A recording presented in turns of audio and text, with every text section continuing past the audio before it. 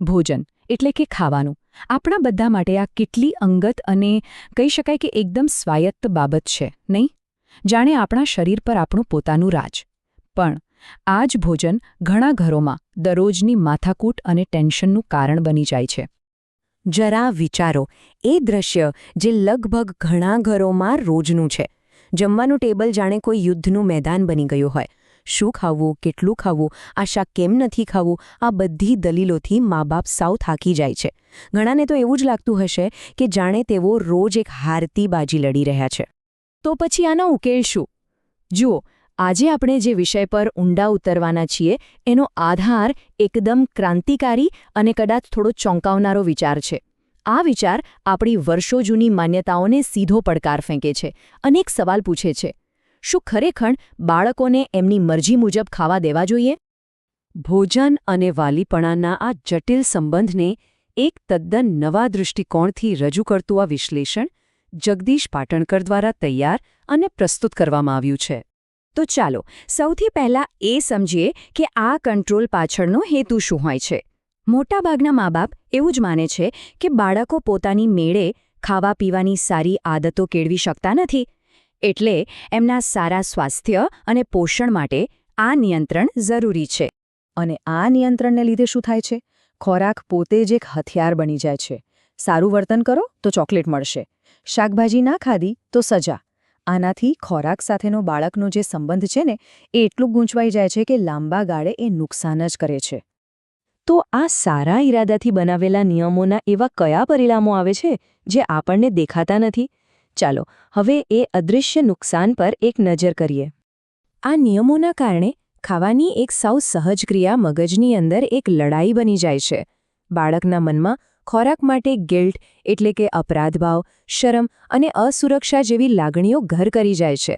અને આ જ વસ્તુઓ મોટા થયા પછી ગંભીર માનસિક સમસ્યાઓનું કારણ બની શકે છે. હવે આ બધું સાંભળીને મનમાં પહેલો વિચાર શું આવે? દરેક મા બાપને એક જ ડર લાગે, બરાબર? કે ભાઈ જો આપણે બધી છૂટ આપી દઈશું તો શું આપણા બાળકો ફક્ત ને ફક્ત જંક ફૂડ એટલે કે બિસ્કિટ, ચિપ્સ, આઈસ્ક્રીમ એવું જ નહીં ખાધા કરે? અને આ ડર ખોટો નથી, એકદમ વાજબી છે. પણ આપણું આજનું આ વિશ્લેષણ આ ડરને દૂર કરવા માટે 3 જોરદાર દલીલો રજૂ કરે છે, જે સમજાવે છે કે શા માટે આવા કડક નિયમો લાંબા ગાળે કામ નથી કરતા. પહેલી અને સૌથી અગત્યની વાત, ખાવા પીવા પર સખત નિયમો લાદવાથી ફાયદા કરતાં નુકસાન થવાની શક્યતા વધુ છે. કેમ કે આ નિયમો બાળકના મનમાં ખોરાક પ્રત્યે કાં તો એક અજીબ ખેંચાણ પેદા કરે છે અથવા તો ડર, અને બંનેનું પરિણામ માનસિક તકલીફમાં જ આવે છે. બીજી દલીલ એ છે કે બાળકો અનુભવ કરીને શીખે છે. જ્યારે કોઈ બીજું એમના ખાવાના અનુભવને કંટ્રોલ કરતું હોય ત્યારે બાળક ક્યારે ભૂખ, ઈચ્છા અને સંતોષ જેવા શરીરના સંકેતોને જાતે ઓળખતા શીખી જ નથી શકતું. સાચી સમજ માટે જાત અનુભવ ખૂબ જ જરૂરી છે. અને ત્રીજું, પોતાની પસંદગી બનાવવી એ એક સ્વસ્થ જીવનનો બહુ મોટો હિસ્સો છે.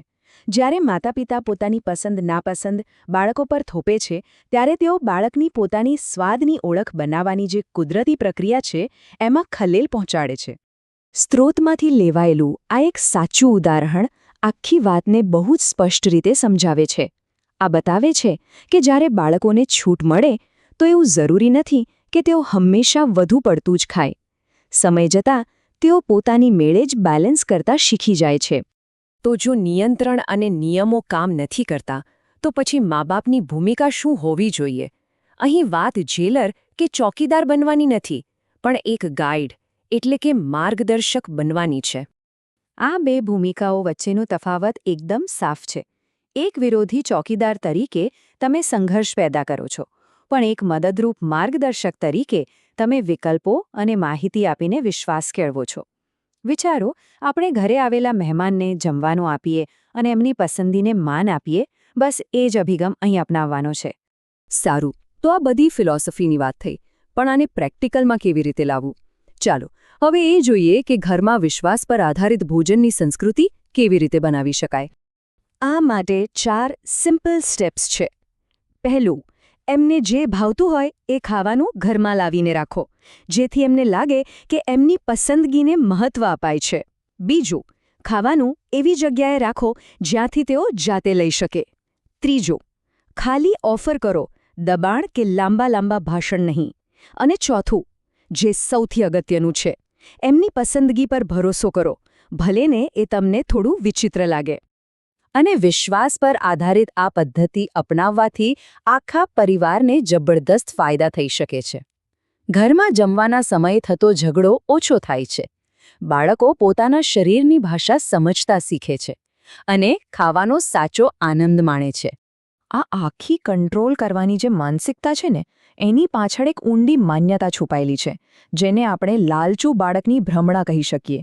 મતલબ, એક એવો ખોટો વિચાર કે બાળકની ઈચ્છાઓ કુદરતી રીતે જ ખરાબ હોય છે અને એને દબાવી દેવી જ જોઈએ. અને અંતે આ વિશ્લેષણ આપણને એક મોટા અને વધારે ઊંડા સવાલ પર લાવીને મૂકે છે. આ વાત ખાલી ખાવા પીવા પૂરતી નથી. શું થાય જો આપણે બાળકોની ઈચ્છાઓ સાથે લડવાને બદલે તેમને પોતાના જીવનના નિર્ણયો લેવા માટે સક્ષમ બનાવીએ અને સૌથી મોટી વાત, એમના પર વિશ્વાસ મૂકીએ? જો આપને આ વિશ્લેષણ ઉપયોગી અને વિચારવા જેવું લાગ્યું હોય તો કૃપા કરીને તેને શેર, લાઇક અને કોમેન્ટ કરજો. અને આવા જ ઊંડાણપૂર્વકના વિશ્લેષણ માટે અમારી channel the beginning of infinity in ગુજરાતીને સબસ્ક્રાઇબ કરવાનું ભૂલશો નહીં.